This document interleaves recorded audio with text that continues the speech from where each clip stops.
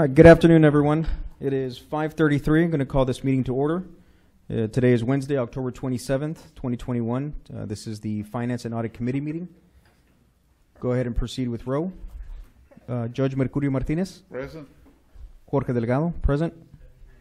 Tita Vela, absent. And Mr. Esteban Rangel. Present. All right. Thank you, everyone, for being here. We'll move over to agenda item number 3. I'd like to make a motion for formal approval on that item. Let me read the agenda item real quick, Judge. Oh, thank It you. is- I'm sorry. No, you're fine. It's discussion of proposed one-time stipend to eligible Laredo College employees funded by the U.S. Department of Education, Higher Education Emergency Relief Fund, and other sources, including discussion of the public purpose served. So at this time, I'm going to refer to legal counsel.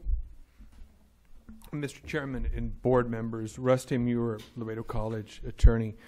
The committee is comprised of less than 5 board members, so it's less than a quorum. I understand we may have another board member here with us. That would still be 4. So the Open Meetings Act does not apply when less than a quorum are attending a meeting. Nonetheless, I do think that it's important for me to share some legal advice to you about information that I received and that the Chief Financial Officer received related to this item. And even though I don't believe the Open Meetings Act applies to this meeting, out of an abundance of caution, in the remote chance that a court would ever find that the Open Meetings Act does apply, I want to suggest that we go into executive session under 551.071. It's to receive the legal advice. So that's my recommendation, that we go into executive session under 551 for this particular item. Item number 3, discussion of proposed one-time stipend to eligible Laredo College employees funded by the U.S. Department of Education, Higher Education Emergency Relief Fund, and other sources, including discussion of Committee public members, purpose. what are the wishes? I'll motion for that. Okay. Based on legal advice, Yes. I second that motion. Okay. We have a motion. We have a second. And as per legal advice, we'll go into executive session at this time. Thank you. Hey, Counselor, may we include Ms. Maris? Even though she's not a My member? question is, can Ms. Maris go even though that we are in executive session? I know that, as long as she doesn't participate, but she is a member. I don't want to cause any issue. I was just here as a spectator to put my 2 cents worth, to the committee. Why I put the agenda item and for the discussion on the parameters, perhaps of how much of a stipend, if that was the case. So that's why. I think it would be okay for Ms. Mothers to join us. Okay, But good. can just to know, she could discuss with us to give us her Yes, opinion. in her point of executive view. session, you can invite individuals who you believe are necessary Okay. for discussion. Excellent. I make a motion to include Ms. Maris and legal I counsel. second that motion. As amended. Thank you.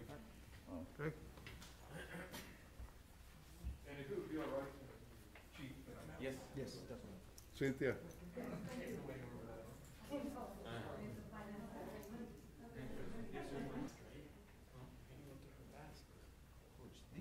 Yeah, of course.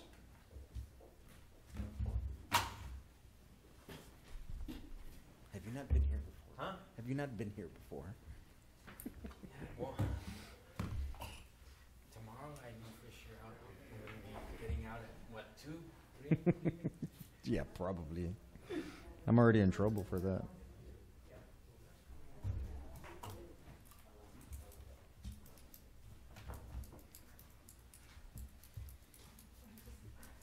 So wherever you like. All right. Good afternoon, everyone. Thank you for your patience. We have reconvened from executive session. Discussion took place. No action took place. And we will continue with today's agenda for the Finance Committee meeting. Chair would also like to recognize Ms. Tita Vela as present. So we will continue with agenda item 3, which is discussion of proposed one-time stipend to eligible Laredo College employees funded by the U.S. Department of Education, Higher Education Emergency Relief Fund, and other sources, including discussion of the public purpose served. Chair recognizes Mr. Vela. Thank you, Mr. Chairman, members of the board. Administration will be working on the details and also working with legal counsel on some of the items that were discussed in executive session to present tomorrow at the board meeting. Thank you. Any members of the committee have any questions for Mr. Vela? No, All right. sir. Thank you very much, Mr. Vela. We will move on to agenda item number 4, which is the approval to extend collection agency contract. Mr. Vela. Yes, this item is requesting approval to extend the collection agency contract with Conserve for 1 year. This is the last renewal that is allowable under the contract. The original contract was a 3-year contract with the option to renew for 2 additional 1-year terms. Again, this would be the last renewal. The terms of the contract do not change, same terms. We do have a negotiated fee that the debtor will pay collection fees of 21.95% on primary placements, 25% on reassigned placements and litigation accounts. And if we do not have an existing financial agreement with a debtor, those fees pass on to the college, and those fees are 18% for primary placements, 20% for reassigned placements, and 23% for litigation accounts. Currently, right now, we have suspended sending out accounts for collections due to COVID. As a matter of fact, all student accounts that we had during this time frame were written off using HERS money. Do we need to make a motion on this for approval? No, No. not at this moment, not during committee. Do any members of the committee have any questions? No, sir, thank you. Mr. Vela, just one question in regards to this being the last year for renewal. Is this something that you would recommend that we, instead of renewing, we go out for bids, or we just continue on with this contract? For this 1 year, continue, and then we do have already on our calendars to go out for an RFP. Even though we were not, if the option is not to renew the agreement, the collection agency will still continue collecting on those accounts that had already been referred for collection. So they'll continue those efforts. But our recommendation is to go ahead and extend it for this last year and then issue out an RFP. Okay, thank you very much. Chair recognizes Mr. Rangel. Yeah, you said they had a 3-year and then with a possible 2-year, 1-year extension, right? That's correct, So sir. they've Yeah. been working with, if they get approved with this one, Your then they'll be microphone. working with us for, This will be their Their fifth fifth year. Yes, this will be their 5th year. and after that, have they worked with us in previous, it's on? Do they have previous years before that? No, sir. Actually, again, we did an RFP, and they were the agency that won the award. So we've been, again, 3 years with them, and then the 2 extensions. Prior to that, it was a different company. I Okay. don't remember the name of the company, but yeah, this was a new contract that we awarded back. That's it. Thank you. Thank you, Mr. Vela. We will move forward with agenda item number 5, approval of information technology support and maintenance fees as approved by the fiscal year 2022 budget. Mr. Albert Chavez, floor is yours. Good evening, Chairperson and board members. Albert Chavez, for the record, Director of Information Technology. I'm requesting approval for this particular item. It is the Texas Connection Consortium Maintenance Agreement, which is a yearly renewal. Texas Connection Consortium, also known as TCC, it's an organization that provides patches for our Banner Student Information System, so we can generate reports that meet the state of Texas requirements. This particular item is already budgeted, so we're just requesting for the item to be put on the board agenda for approval. Any members of the committee have any questions for What's Mr. the Chavez? dollar amount or the dollar figures, Mr. Chavez? The dollar amount is $319,416.12. Is there a price difference from the year before? No, it's a yearly agreement with the. Do you state. think it is reasonable? That's a sizable dollar figure. It is, but this particular consortium, it's composed of multiple colleges and universities from the states, and that's the negotiated rate that the colleges pay based on the size of the school. All right. Thank you. Thank you, Mr. Chavez.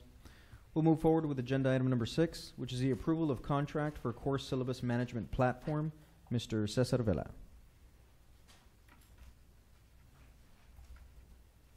Thank you. Cesar Vela, VP of Finance for the record.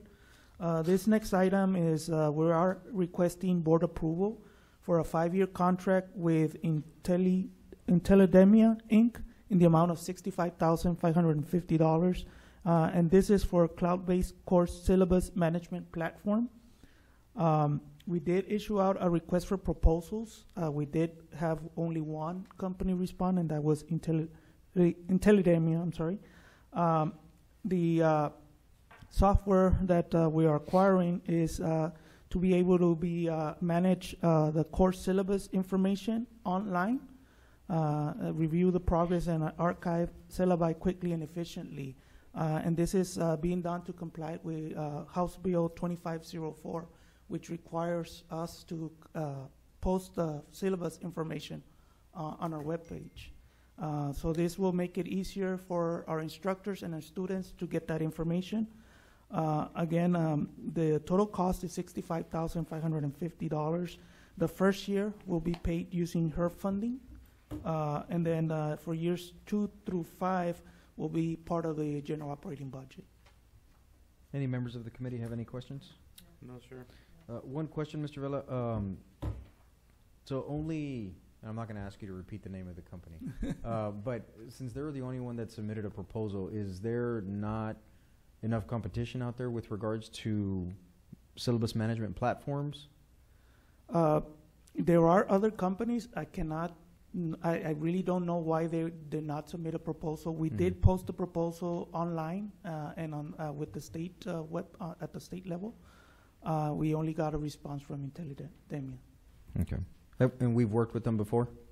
No, sir. This would be the first. Okay. All right. Thank you. All right. We'll move forward with agenda item number 7, discussion and possible action on obtaining internal auditing services. Mr. Cesar Vela?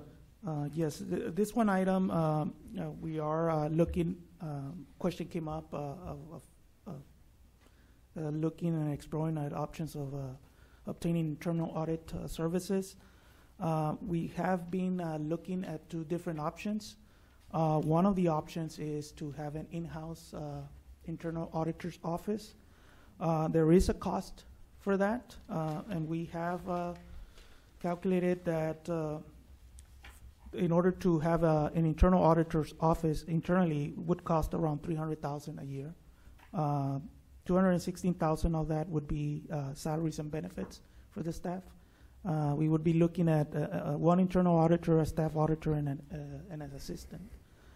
The other option that we've looked at is contracting out for internal auditor services.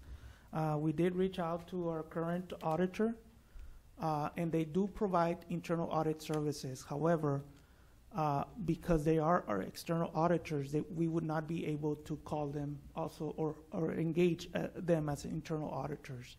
But they do provide the option of if we do have an area that they want us to look at, we could have a separate engagement, and they could come down and do that particular office or area.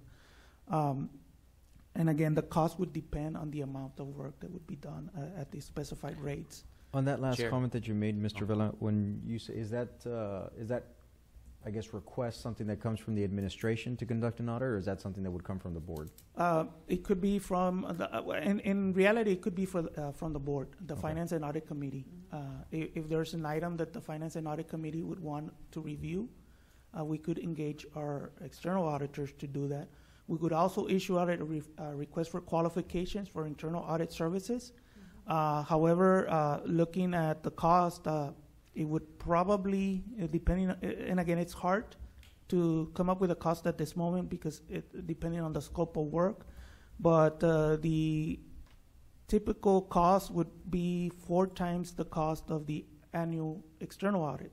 So currently we're about $80,000 is costing for the external audit. So we're looking at about $320,000 for an audit. But again, the option that we feel would be the best option is to identify items that the board or the Finance and Audit Committee would want us to review, and we could engage our external auditors to conduct those reviews for us. And those Chair- would be separate engagements. Okay. Thank you, Mr. Vela. Chair recognizes Mr. Rangel. Yes, and on that end, I guess, touching on if we would get somebody to be employed by us, would that auditor be directly underneath the board? Or Yes. under you or the No. president? It would be a position that will report directly to the board. Okay, my next question is, if we would subcontract work, would this person, how would we be able to communicate what we would want? Would that have to be like an executive session? Would that have to include the president, or how would that work? Typically, the way it works is when you engage a firm to conduct an internal audit, is the first step is they come in and do a risk assessment. And they'll identify areas where there's high risk, areas that may need attention. And from there, they'll develop an audit plan. And then that information will be shared with the Finance and Audit Committee and the board. And then from there, the items can be addressed. But the first step, typically when you engage on something like that, is they'll want to do a risk assessment to identify those areas that would. Chair recognizes Ms. Vela. We have had one before. How long did we have one for? For quite some time. It's been a while, Ms. It's Vela. been a while. Yes. Why It's did been we a get while, rid of but them? we did have one before. And most places do have an internal audit. And basically what they do is just to make sure that money's being spent the way it should be, and that there's no shuffling, whatever it is, just make Very sure. true. And it's accountability and transparency for us and for the, for the college. And for the Actually- public. And Why did we get rid of the internal auditor? It's a Or long maybe not story. we, but It's a long story. And actually, Okay, that's it. all right. and actually, Wait, if I may. Nobody likes them. Nobody likes an internal auditor. I don't care who it is. It could be me, course. and you wouldn't like me. And, Yeah. I mean, That let's would be be real. difficult. Nobody's going to like anybody, whoever it may be. Yeah. I mean, If Yeah, I may, you ask staff's going to tell you. they're not going to, no one's going to like them, so. if I may, Well, one quick thing. If that happened in the past, what is going to be done differently this time around in order to avoid that from happening again? yes, and that's where I was gonna head to. If I may, it's very important that when an auditor is engaged or hired, it's important that again we understand that they're here. It's a good thing because they're here to look at areas that we may not see. Right. And the misconception is that it's all just the finances, but there are other operations. There are other efficiencies that they need to look at. For example, and I'm just going to use the financial aid office, they handle thousands of transactions, and it is a very important office because they have to really make sure that all those applications, all those verifications are done correctly. So this is where the internal auditor comes in. Their team come in and review those type of transactions. If they see that there are mistakes or there are processes that are not efficient, that's where they come in and they make recommendations. I think that the last time that we had an internal auditor, I think that part was missing, the recommendation part. It was more of okay, there's a finding here, and I'm going to report it. But again, they got to work with it's a team effort. Then. So, Chair recognizes Mr. Rangel. so then, this item is to approve either or? I'm going to. No. If I I mean, may, what I'm going to exactly refer is it? to. To look into Is it, it just to to start let us looking know, hey? It's just discuss and explore options. And again, the board, And just for the record, and if I could refer to legal counsel, even though the agenda item states discussion and possible action on obtaining internal auditing services, no action will be taking place during committee, correct? Right. That's correct, sir, No, yeah. not- That is actually agenda item wording that will appear on the agenda for tomorrow night's meeting. And you could tomorrow night decide not to retain an auditor or request additional information and a variety of things. You have options with that wording. Understood. Thank you. Does any other committee members have anything else to add? It'll be in the item. It'll be on. Yes, Yes, sir. Yeah. To take That's right, action. I on think- tomorrow's agenda. Everything's on there tomorrow, don't worry. yeah. I know. Be ready. 12 o'clock, 1 o'clock in the morning. All right, well, thank you very much, Mr. Vela. Greatly appreciated. And that will end the agenda. If I could have a motion for adjournment. So moved. We have a motion, we have a second. Thank you, ladies and gentlemen. It is 6:41 and we are adjourned. We'll